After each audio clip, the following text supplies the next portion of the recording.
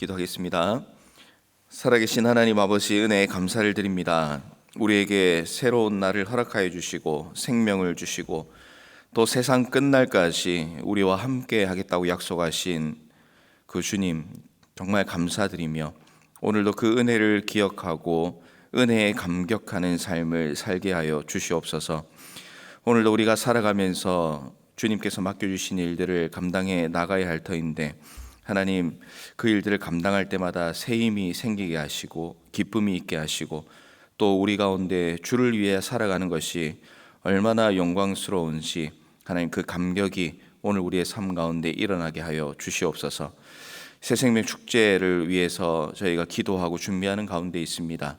우리 모두가 정말 주님 앞에서 한 영혼의 귀함을 알게 되고 깨닫게 되는 이 기간들이 되게 하여 주시고, 또 특별히 우리 각자가 하나님 앞에서 전도하기로 작정하고 기도하며 힘을 쏟고 있는 우리의 VIP들에게 하나님께서 함께 해주시고 그들의 마음을 열어주시고 그들의 발걸음을 인도해 주셔서 이 새생명 축제를 통하여 잃어버린 영혼들이 주님께 돌아오게 되는 구원의 역사가 일어나게 하여 주시고, 또 함께하는 모든 성도님들 또한 이 새생명 축제의 기간을 통하여서 말씀으로 새롭게 되고 주님 앞에 복음의 열정으로 다시 한번 일어설 수 있는 귀한 축제의 기간 되게 하여 주시옵소서. 하나님, 발리 단기 선교팀 주님의 일들을 감당하기 위해서 또 여러 가지 일들을 감당하고 있을 터인데, 하나님께서 함께하여 주시고 힘을 주시고 또 아름다운 열매들이 계속해서 맺히게 하시고 좋은 소식들이 우리 가운데 있게 하여 주시옵소서. 오늘 우리와 함께 하실 하나님을 기대하며 살아계신 예수님 이름으로 기도드립니다. 아멘.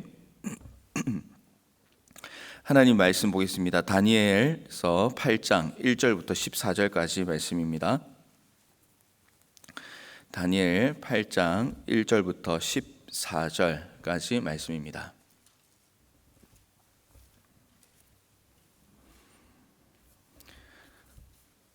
나 다니엘에게 처음에 나타난 환상 후 벨사살 왕 제3년에 다시 한 환상이 나타나니라. 내가 환상을 보았는데 내가 그것을 볼 때에 내 몸은 엘람 지방 수산성에 있었고 내가 환상을 보기는 을레 강변에서이니라.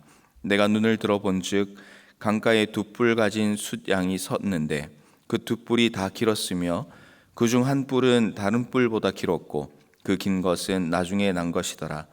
내가 본즉 그 숫양이 서쪽과 북쪽과 남쪽을 향하여 받으나 그것을 당할 짐승이 하나도 없고 그 손에서 구할 자가 없으므로 그것이 원하는 대로 행하고 강하여졌더라. 내가 생각할 때에 한 숫 염소가 서쪽에서부터 와서 온 지면에 두루 다니되 땅에 닿지 아니하며 그 염소의 두는 사이에는 현저한 뿔이 있더라.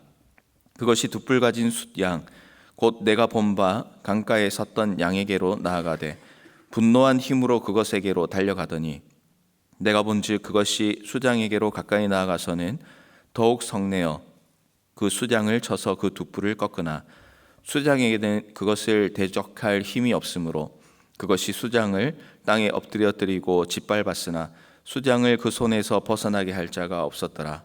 숫염소가 스스로 심히 강대하여 가더니 강성할 때에 그 큰 뿔이 꺾이고 그 대신에 현저한 뿔 넷이 하늘 사방을 향하여 났더라. 그중 한 뿔에서 또 작은 뿔 하나가 나서 남쪽과 동쪽과 또 영화로운 땅을 향하여 심히 커지더니 그것이 하늘 군대에 미칠 만큼 커져서 그 군대와 별들 중에 몇을 땅에 떨어뜨리고 그것들을 짓밟고 또 스스로 높아져서 군대의 주제를 대적하며 그에게 매일 드리는 제사를 없애버렸고 그의 성소를 헐었으며 그의 악으로 말미암아 백성이 매일 드리는 제사가 넘긴 바 되었고 그것이 또 진리를 땅에 던지며 자의로 행하여 형통하였더라. 내가 들은즉 한 거룩한 이가 말하더니 다른 거룩한 이가 그 말하는 이에게 묻되 환상에 나타난 바 매일 드리는 제사와 망하게 하는 죄악에 대한 일과 성소와 백성이 내준 바 되며 짓밟힐 일이 어느 때까지 이를꼬 하매 그가 내게 이르되 2300주야까지니 그때의 성소가 정결하게 되리라 하였느니라. 아멘. 바벨론의 마지막 왕인 벨사살 왕 3년 그러니까 어제 살펴보았던 첫 번째 환상에서 2년이 지난 시점에 다니엘은 두 번째 환상을 보게 됩니다. 8장 말씀은 크게 두 부분으로 나눌 수가 있습니다. 오늘 우리가 읽었던 1절부터 14절까지 말씀은 이 다니엘이 보고 있는 환상 자체에 대한 이야기입니다. 그리고 내일 살펴보게 될 말씀은 이 환상이 무슨 내용인지에 대해서 거룩한 이가 해석해 주는 그런 내용이 나타나고 있습니다. 7장에서 나오는 환상과 비슷하게도 8장에서는 동물이 환상의 이야기를 이끌어가는 주인공으로 등장을 하고 있습니다. 7장에 나오는 동물과 다른 점이 있다면 우리가 주위에서 흔히 볼 수 있는 동물이라는 점이 될 수 있겠습니다. 동물은 세상의 왕국들을 상징합니다. 그리고 양과 염소의 머리에 있는 뿔이 그 환상이 무엇인지를 구체적으로 이해하게끔 도와주고 있습니다. 먼저 한번 정리를 해보도록 하겠습니다. 오늘 말씀에 보면 먼저 양이 등장을 하고 있습니다. 그런데 양의 모습은 특이합니다. 두 뿔을 가지고 있는데 두 뿔이 다 깁니다. 그런데 한쪽 뿔이 다른 쪽 뿔보다 더 깁니다. 그리고 더 긴 그 뿔은 처음보다 나중에 난 뿔이라고 설명을 합니다. 양은 서쪽과 북쪽과 남쪽을 지배할 정도로 강한 힘을 가지고 있습니다.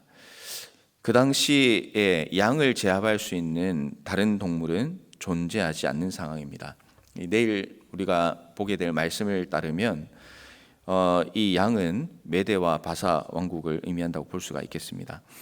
메대와 바사는 지리상으로 동쪽에 위치해 있습니다. 메대와 바사 왕국이 강성해져서 오늘 우리 말씀에 나오는 것처럼 서쪽과 북쪽과 남쪽으로 확장하게 될 것입니다.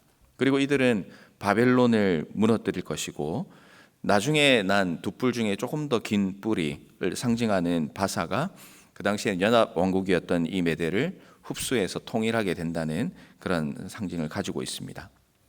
그리고 실제로 바벨론을 정복하고 대제국을 건설하게 되는 것이죠.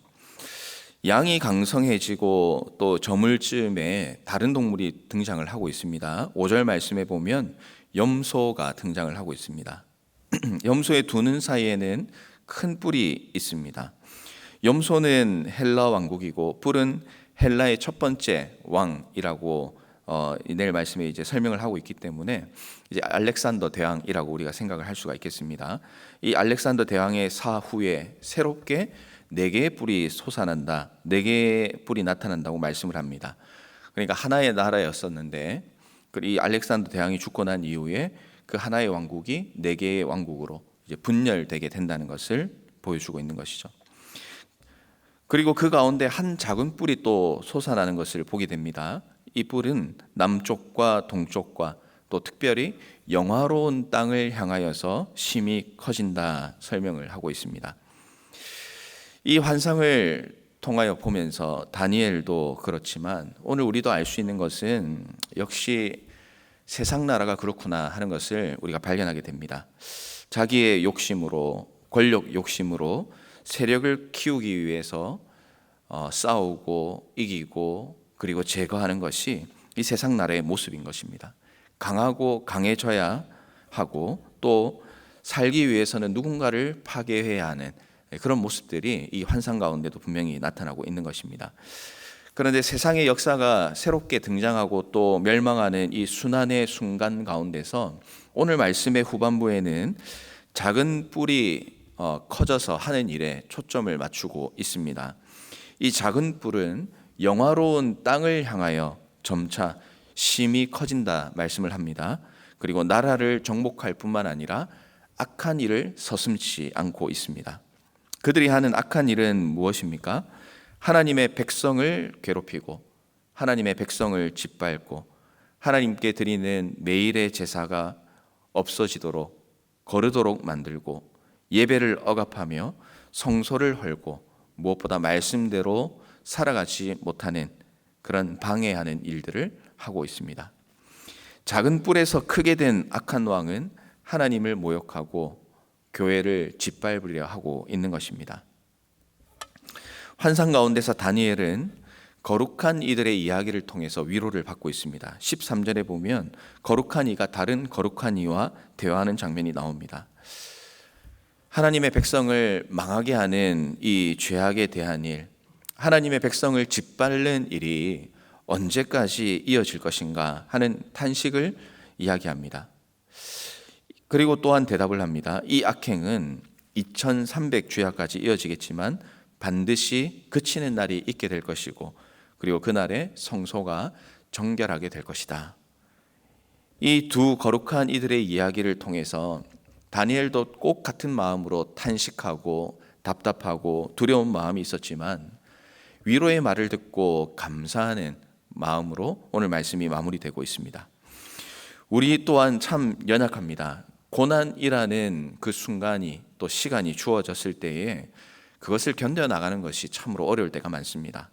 하나님께서 나를 사랑해 주시고 나를 구원해 주셨다는 그 은혜에 대하여 감사하지만 당장 눈앞에 있는 어려움들을 이겨나가는 것은 너무나 쉽지 않습니다. 그러나 하나님은 우리를 분명히 사랑하십니다. 그리고 사랑하시기 때문에 계속해서 이겨나갈 수 있는 힘과 능력을 공급해 주십니다. 특별히 2300 주야라고 표현을 하지만 이것은 딱 그날에 정확히 언제 회복이 일어난다는 예언의 날을 주셨다라는 의미보다는 고난의 시간은 반드시 끝이 있고 그리고 그것이 결코 길지 않을 것이다 라는 하나님의 사랑의 메시지라는 것을 말씀을 통해서 다시 한번 확인해 보는 것 같습니다. 고난의 기간이 얼마 남지 않았다. 너무 염려하지 마라. 조금만 참고 인내해라. 반드시 너는 은혜를 경험하게 될 것이다. 그날이 올 때까지 믿음을 지키면서 고난을 이겨내라.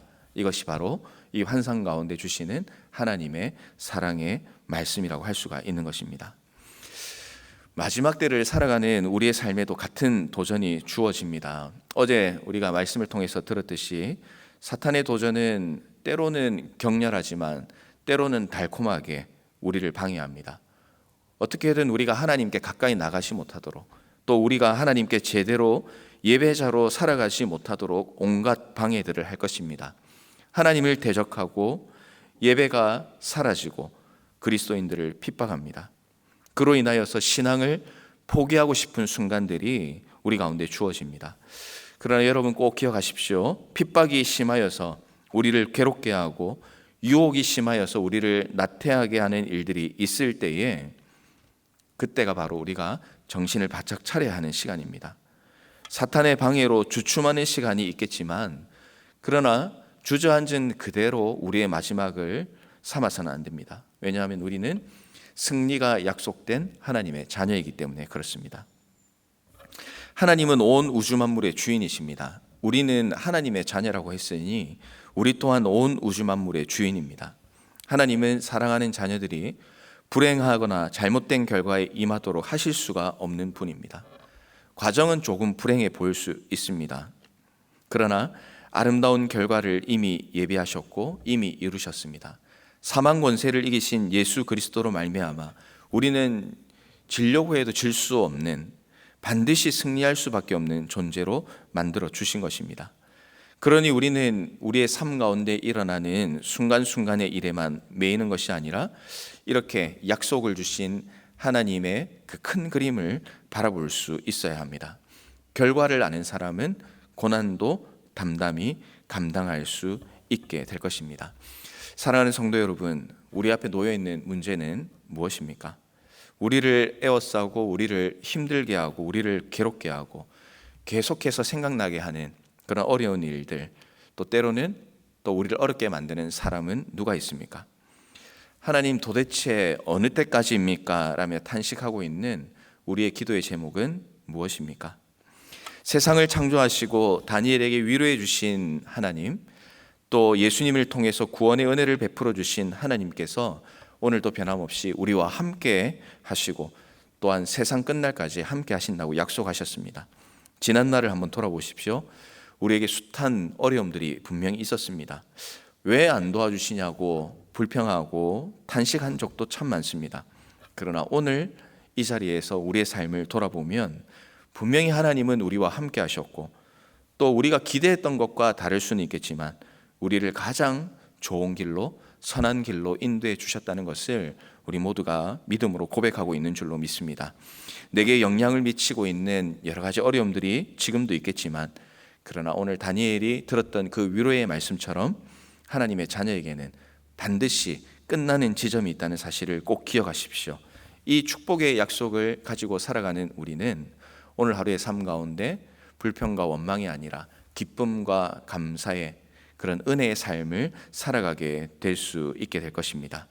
특별히 오늘 새벽에 우리가 한 번 더 도전을 받을 것은, 이런 탄식 가운데 위로해 주시고 또 은혜를 베풀어 주신 그 하나님, 또 이 복된 소식과 위로를 나만 알고 나만 안심하고 나만 기뻐하며 살아가는 것이 아니라, 아직도 끝이 무엇인지를 몰라서 두려움에 떨고 있고 승리할 수 있다는 그 방법과 결과를 몰라서 탄식하고 있는 우리의 이웃들에게 우리가 가지고 있는 이 기쁜 소식을 증거하며 살아야 하지 않겠습니까?